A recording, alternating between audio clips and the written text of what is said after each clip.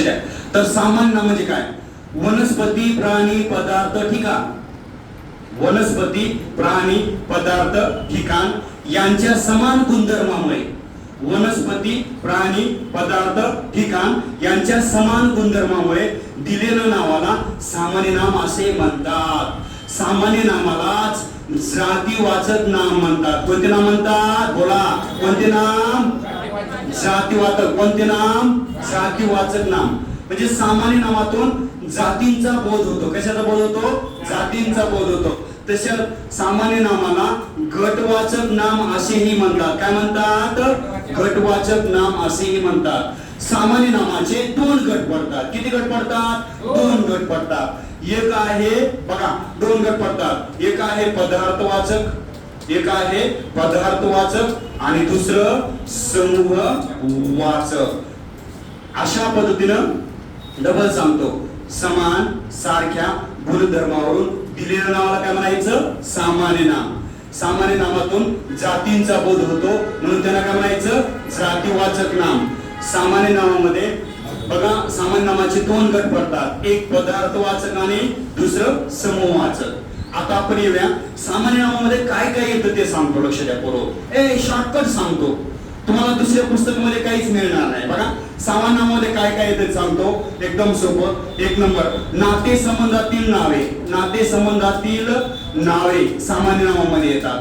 नाते संबंधातील नावे जसं आई, वडील, आजी, आजोबा, मामा, काका, दादा सगळे नाते संबंधातील नामे कशात येतात? सामान्य नामामध्ये.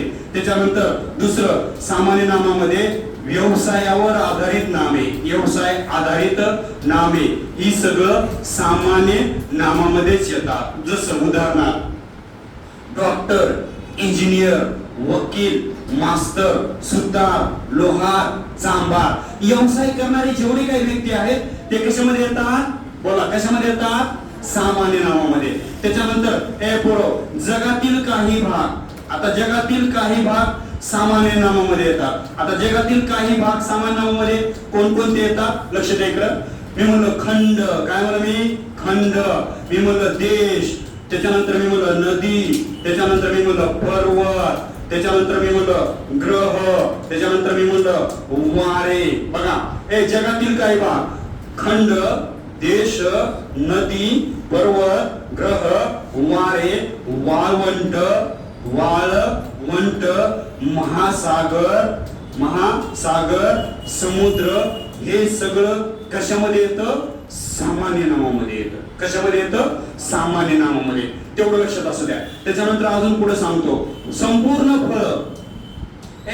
तुमचं चिक्कू आहे, तुमचं गाजर आहे, तुमची ती केळी आहे, सगळं त्याच्यामध्ये येते सामान्य. जेवढे काही फळं असतील, जेवढं काही फळं असतील ते सर्व कशामध्ये येतात? सामान्य नामामध्ये. त्याच्यानंतर तुमची ते फुलं, जाई, जुई, चमेली, मोगरा हे सगळे सामान्य नामामध्ये येतात.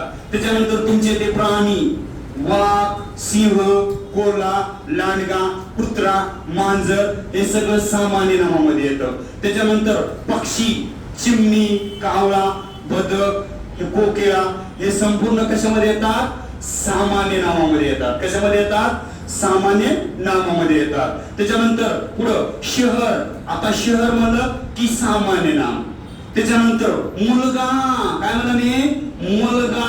मुलगा पण हे सामान्य नामामध्ये येतं. त्याच्यानंतर मुलगी कशामध्ये येते?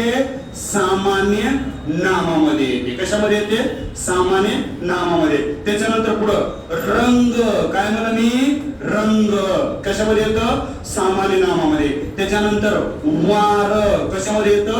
सामान्य नामामध्ये. त्याच्यानंतर पुढं रास कशामध्ये येतं? सामान्य नामामध्ये. अशा पद्धतीनं सर्व काही सामान्य नामामध्ये येतं. अजून काय काय सामान्य नामामध्ये येतं ते सांगतो. लक्ष द्या. अदृश्य नामे सामान्य नामामध्ये येतात. कोणती नामे? अदृश्य नामे. जसं देव, स्वर्ग, अप्सरा, नरक, भूत हे सगळे सामान्य नामामध्ये येतात. म्हणजे जी नामे दिसत नाहीत त्या नामांना अदृश्य नामे म्हणतात. त्याच्यानंतर थोडस अजून पुढे लक्ष द्या. बघा, त्याच्यानंतर पदार्थ अर्थवाचक नामे सामान्य नामामध्ये येतात. जसं सोने, तांबे, कापड, दूध, दही सामान्य नामामध्ये येतं. त्याच्यानंतर समूहवाचक नामे पण सामान्य नामामध्ये येतात. जसं सैन्य, कळप, तुकडी, समिती हे सर्व सामान्य नामामध्ये येते. कळालं का?